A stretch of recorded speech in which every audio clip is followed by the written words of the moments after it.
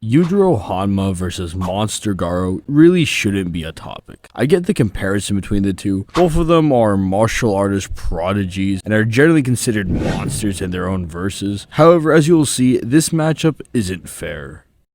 Yujiro's battle prowess is being praised in his verse, and it's for good reason. With just an imaginary version of him being able to hit Baki so hard it causes a mini earthquake throughout his whole block. With the calcs being upwards of 15 tons of TNT, this level being consistent as Yujiro himself was able to destroy a portion of a force, which again is in this city block range of power, if it also being in the 15-ton range. This level of power being very consistent for Yujiro, however, this doesn't even come close to represent his limit.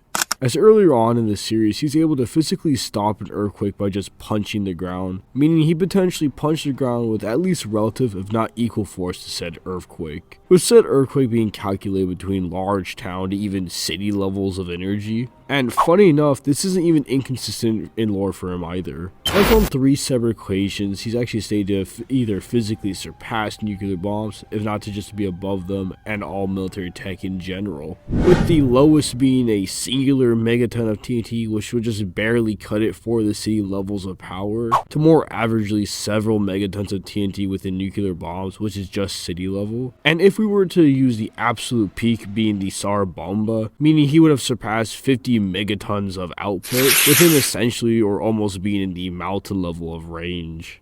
And if this wasn't enough to prove his city to potentially mountain levels of power, the caveman Pickle was able to take a portion of the meteor that killed the dinosaurs, at least the energy. Again, it verbatimly stated that he took the portion head on, and is shown to have no physical damage at all. With said meteor impact having a confirmed output of around 100 teratons of TNT, and calculations judging by the area of effect as well as Pickle's surface area would have estimated that Pickle tanked around 2.7 megatons of TNT, which is just city level. For this next part, I'll be doing a combination of calc stacking and inverse. If you don't vibe with that, just skip to this timestamp. However, I don't see any reason why it's wrong to use calc stacking if it's consistent and reliable within the verse. Pickle's fighting lunge not only increases his power, but with his primal state transformation being said to make him stronger and making him stronger beyond strong. So saying he's at least 2 times stronger isn't really inconsistent, especially considering what the Demon Back app is, which I'll go over later. Even after all of that, a base Yujiro is still considered the physically strongest in the verse, making him in the 5.4 megaton range or city level, which is consistent with all his aforementioned feats and lore he has. The Demon Back, however, is a massive amp to Yujiro's stats. With us not having a direct statement for how much amp, we do have estimates. As in the Baki verse, even if you're verbatimly 5 times stronger than your opponent, they can still challenge and even damage you. However, against Olivia, Baki couldn't even damage him. But with the Demon Back activated, he's not only able to trade blows with him and even overpower him. So saying the Demon Back is at least a 5 times amp is not only fair, but being more than generous. Anyways, applying the Demon Back amp to Yujiro's stats, and he would have an output of 27 megatons of TNT, or almost in the mountain levels of power. Again, supporting the higher end of Yujiro's nuclear bomb scaling. Overall, Yujiro is consistently in the city level to at most, and I mean the absolute highest end, he would be considered in the mountain levels of power.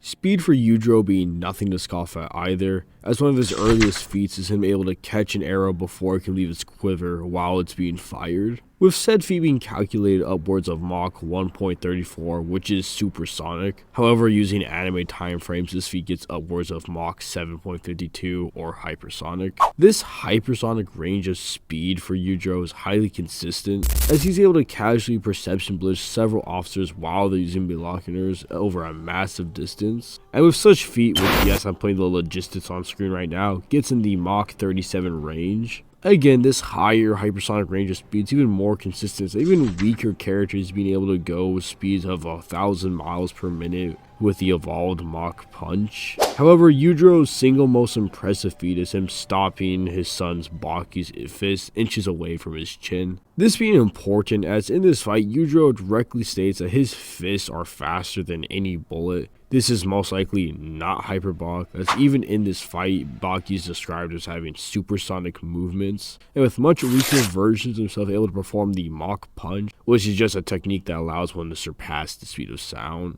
Anyway, with that being laid out, said feat has been calced with different ranges between at the lowest Mach 288 to even Mach 441, both of which is in the massively hypersonic speed range. This speed range being ironically consistent, as even Yujiro is stated to be able to dodge lightning, which has a confirmed speed of Mach 351.